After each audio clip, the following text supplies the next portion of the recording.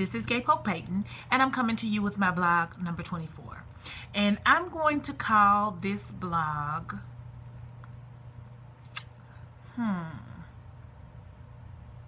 Letting Love Sweep You Off Your Feet. Something like that. Yeah, that'll work for now. If I might change it by the end of the blog, you know, because I get off on tangent and start talking about other things, so I very well may change it by the end of the blog. But who cares? You don't care. You don't care if I put a title on it. If I don't put a title on it, you're going to like it or you're going to hate it. Either way, it don't matter what the title is. Anyway, but I'm doing this blog because, you know, I was out of town for like 12 days and I went on 3 different trips and I had a really, really good time. I enjoyed myself.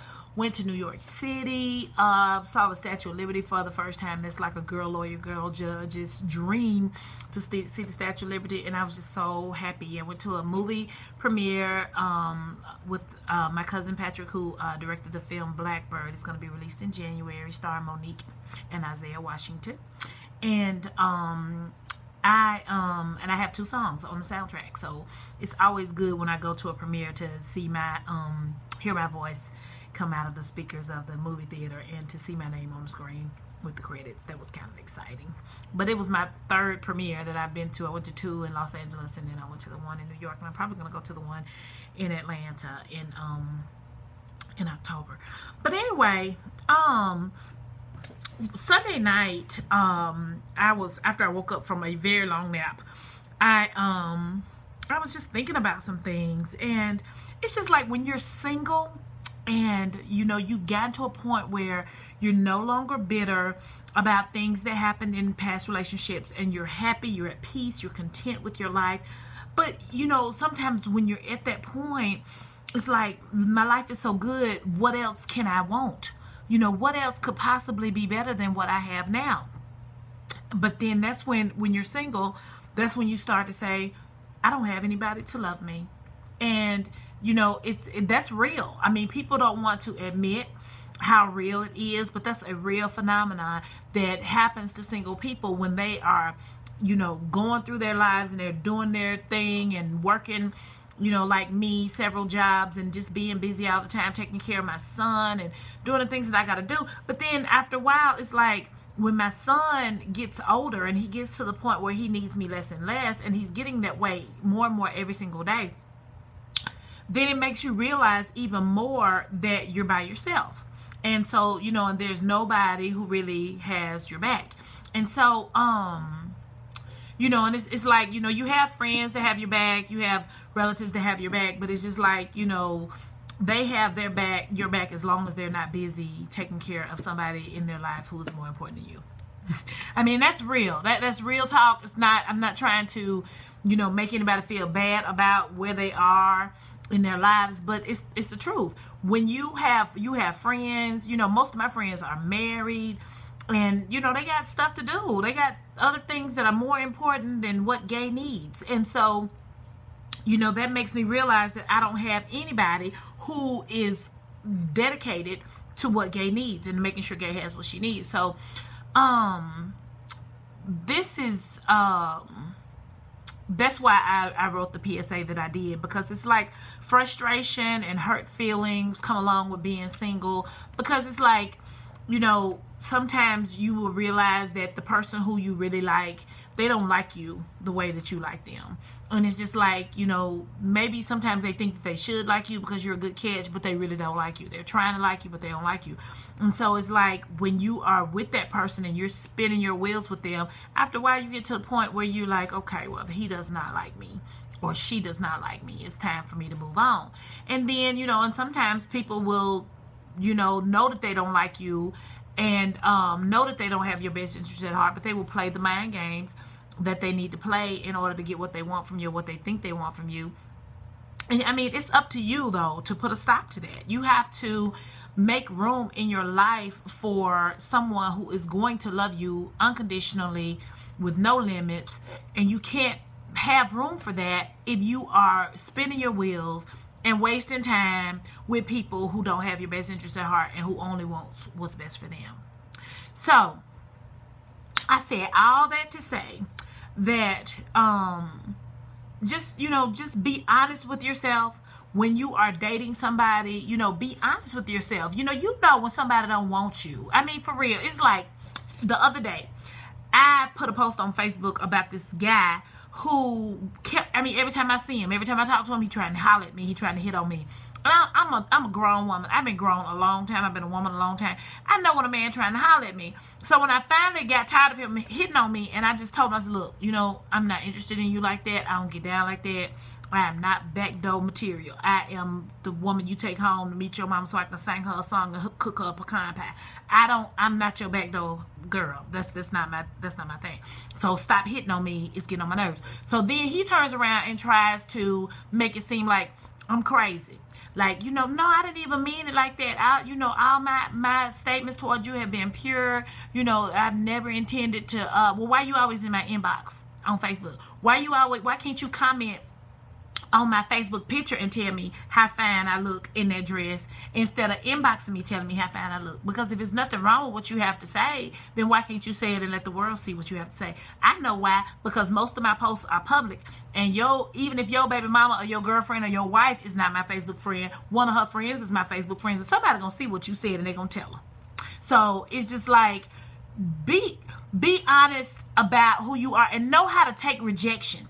I can take rejection. It's like, you know, a lot of times men don't like to reject women because they don't want to be the bad guy. They don't want to seem like the kind of guy who is mean to women, and you won't want to reject her and make her feel bad about herself. Your rejection ain't going to make me feel bad about myself. I'm good. I know who I am, and your rejection will make me feel better than me wondering where I stand with you. If somebody really likes you, they're not going to spend any of their time making you wonder where you stand with them. That person is going to make it their business to make you feel wanted and make you enjoy the best thing about being in a relationship, which is being wanted. So, you know, just be honest with yourself. Be honest with other people. I'm honest with other people. When a guy doesn't have a chance with me, I tell him he doesn't have a chance with me, and I'm real, just straight up and real about that. And it's not hard to do. And it's the benevolent and merciful thing to do, is to just let somebody go so that they can go and be with somebody who actually has their best interest at heart. So what I've started to do is once I realize that a man doesn't have my best interest at heart, and I, you know, tell him, I know you won't have my best interest at heart, so I know this isn't going any further than it's going, rather than wonder about why he's still not texting me, you know, I delete his message thread from my phone, so I won't be going back reading old messages and wondering what he doing now and all that foolishness. And then I block him from my phone, so that way I know that even if he does text me, I ain't gonna know nothing about it because he's blocked from my phone. I mean, and sometimes that's just what you have to do. I mean, sometimes you will have to delete somebody as your Facebook friend. You know, block them from your page so they can't look at you and you can't look at them. Because if they can look at you, you know, and you might be looking cute one day, it might make them feel tempted to text you or to inbox you to tell you that you look cute, and then you might be feeling a particularly lonely state of mind that particular day, and then next thing you know, you back in the same foolishness that you just got delivered from. So just, I mean, delete the numbers. Put them in the do not answer list. My do not answer list is not just an urban legend. People think it's an urban legend, but it's not. It's real. As soon as I realize that somebody's best interest, my best interest has nothing to do with anything on your agenda, then that's when you go to the do not answer list, and I don't have time for you anymore, because I'm just not gonna do it. I'm not gonna do it. I remember one time I was dating a guy, and I told him that I couldn't see him anymore, and he asked me why, and I told him, because you're having an adverse effect on my child. And he said, you won't even let me meet your son, so how am I having an adverse effect on your child? I've never even met Kobe. And I told him, I said, well, yesterday, you know, you were acting ugly toward me. I said, and I was upset about the way you were acting toward me. I said, and so my son, he asked me what was wrong, and I couldn't tell my son what was wrong because, you know, I don't want my son to know that I'm upset because of a man, because I don't want him to think that that's what men are supposed to do, which is upset women. I want my son to realize that a man's job is to allow his favorite curve to grace his woman's face. His favorite curve should be her smile. And so he shouldn't do anything to take that smile away. He should be breaking his back, trying to find a way to make her smile the same way she breaks her back to try to make him smile. But anyway, so I told him, I said, and I couldn't explain to my child why I was upset. I said, and because of that, you know, and because that would, you are the bad feelings were derived from you, you know, you got to go. That's it. To the do not answer list he went. I told him don't call me no more. And I don't know whether he called me again or not after that, because like I said, I blocked his number. That's the wonderful feature of the iPhone. You can block somebody and you won't even know if they called you or text you. I mean, you just gotta. In 1999, I gave up sodas. I haven't had a soda in 15 years. And that's why my skin, see how smooth and soft my skin is, and I'm 45 years old. Anyway, but I gave up sodas, and I knew that they were not good for me. They were not doing anything to enhance my health, and they were just helping. They were empty calories, you know, a can full of sugar. Because if you look at the carbohydrates on a soda can, and it'll say 36 carbohydrates, and then it'll say 36 carbohydrates sugar. So a soda ain't nothing but sugar, salt, and carbonation. Something that's gonna make you retain water, gain weight. Stay away from them. They are no earthly good. But anyway, so the same way that I gave up my sodas cold turkey, that's the same way that I give up a man when he's not doing right by me, when he's not helping me to have a better life. He's not helping put a smile on my face, because, you know, I'm more productive when I'm happy. You know, it's like I can write, I can, you know, I can sing, I'm better up at my job. I'm able to get more work done, more paperwork done. You know, a file won't sit on my desk for a week before I touch it, you know, when I'm happy in my relationship or when I'm happy with somebody in my life. So if you are not adding to my life, then the time that I use to reply to your text message, the time that I use to answer your call, is time that I could be doing something productive that's gonna create something better in my future. If you're not creating anything better in my future, then you are a waste of my life. And I'm not gonna waste my life, because my mother died at 57. I don't know how much time I got left, but I'm not gonna spend 10 seconds miserable because of somebody else. So if you hurt my feelings, you hurt my pride, you making me feel like less than what I am, you gotta go. And it's not negotiable. It ain't nothing we're gonna talk about. It ain't nothing we're gonna think about. When I start to feel like I'm being mistreated, that's when you got to go. And the thing about it is, it's like, I believe in the power of prayer. So when I really like a guy, what I will do is I will pray earnestly and sincerely to God. And I'll say, God, you know, I really, really like this guy. I mean, I think he could be the one. My name could be Mrs. Him. I mean, I really like him. And I'm like, please, if he is not the man for me, show me so that I can move on, so that I can free my heart to be with somebody who is going to give me what I need. And it never fails. It never fails. Every time, within, like, usually that same day, I prayed that prayer, the same day something happens. I don't know if it's something that actually happens or if it's that I start to pay attention more. Now that I prayed about it, I start to pay attention to the signs. I don't know if that's what it is, or if God is really showing me that this guy don't mean you no earthly good. Because every single time I've done that, which you don't have very often, because I'm like Mikey on the cereal commercial. I don't like nobody. But when I have like somebody and I've asked God to show me, you know, who this man is and whether or not he can be special to me, it seems like within 24 hours I experience drama and foolishness at the hands of that man. And so, you know, after that, I sent him on his way, and I'm like, you know what, you know, I can't do this with you anymore. I'm not happy with this situation. You make me upset more than you make me smile.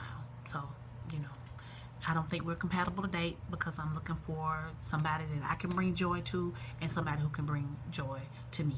And I don't do drama. So, I mean, it's simple. It's real easy. You know, but and this will be like, but the problem is guys don't like cutting ties. You know, y'all like keeping that bridge open just in case you need to go cross that bridge one night at 2 o'clock in the morning when you been interviewing sample platter applicants, and none of them panned out that night. You might need to go back cross one of these bridges. So y'all like keeping women on the string so that you can have her to go to as your go-to person, as your old faithful, to go to your catch-all position, your fallback position, whatever you want to call her, the girl that you go to when you ain't got nowhere else to go. So y'all like having that, you know. But women, I would rather be by myself than to spend time with somebody that's meaningless. You know, I'm not going to spend meaningless time with anybody. I'm not going to waste any other sands in my very short hourglass to deal with foolishness. I'm just not going to do it. I got a child to think about. I got to take care of Kobe. Kobe got so much going on. I can't even see straight. I can't do his schedule because, you know, I just can't. And then he's a bottomless pit. I went to the... I came home today, and I had to go pick him up because his car broke down again. And so I had to go and pick him up, and I said, Kobe, are you hungry? And he was like, yes, ma'am. I said, what do you want? And he said, I said, because I didn't cook today. I said, what do you want? And he said, Zaxby's. I said, okay.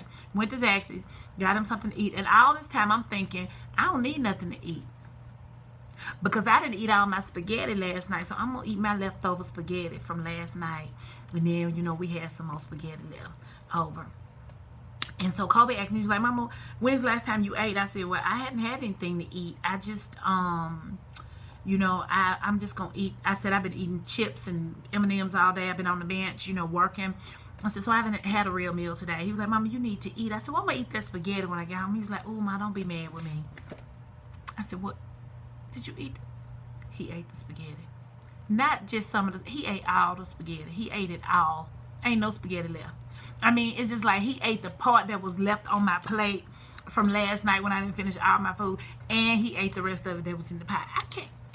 He is a bottomless pit. 16 years old. Oh my God. 2 more years I gotta feed him. So anyway, guys, I think that I've done a lot of rambling in this blog, but you know, it's meaningful rambling, and it's driving my point home and trying to help you understand. Don't waste your life, you know, with people who don't mean you any good. Just move on. You know, it'll be somebody else along shortly. Just move on, because you know, it's just like for every one person you put in your do not answer list, guys, girls, you know, it'll be 4 before the end of the week. I know I have about 4 before the end of the week. Every time I put somebody in do not answer list, like 4 people replace them. But you know, maybe if it's 4 people by the end of the month for you, I don't know. But I'm just saying, it's not worth it. Don't waste your life. You never know when the end is going to be. I never end a conversation with my son without telling him how much I love him. You know, whether we on the phone, whether we texting, whether we talking face to face. He don't leave my sight. We don't end our goodbye without saying I love you. So, because I know that, you know, you never know when it might be your plane that drops out of the sky. It might be your car that gets hit by a Mack truck. It might be your heart that stops in the middle of a workout. You don't know what's going to happen tomorrow. So don't waste any of the sands in your precious hourglass by being miserable because of somebody else. Because a person who really, really cares about you, they're not going to make you miserable. They're gonna make you happy. I love the song. It's an old school song, and I can't even remember the name of the boys. After 4, no, wasn't after 7. It was All for One, some of the group. Anyway, but they up on the roof and they singing this song called I Swear. Oh my God, I love that song. The second verse is my favorite because he says, I'll give you everything I can. I'll build your dreams with these 2 hands. Something, he says. And then he says, and when just the 2 of us are there, you never wonder if I still care. And even when time turns the page, my love won't fade at all. Oh, I mean, for real, I want to be in love like that. I need somebody to be a Mill Swain so I can sit on the porch, we can grow old together. You know, but it's just like he says in the song, the guy in the first verse, he says, and though I make mistakes, I won't break your heart. Because even though somebody might make mistakes, they're not going to intentionally do anything that they know is going to hurt you if they really care about you. So care about yourself and know that you deserve somebody that really cares about you. I hope you have a great week. Is it hump day? No, it's not hump day. Tomorrow's hump day. So have a good rest of the week. And I think I'm going to cut back my blogs to once a week because I'm getting ready to start my internet radio show next week. So I'll keep y'all posted on that. But just make sure you stay tuned and tell your friends to subscribe to my page. And remember to pick up your copy of my book. This has been a public service announcement.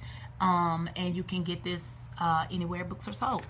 Thank you so much. Have a good night. Bye.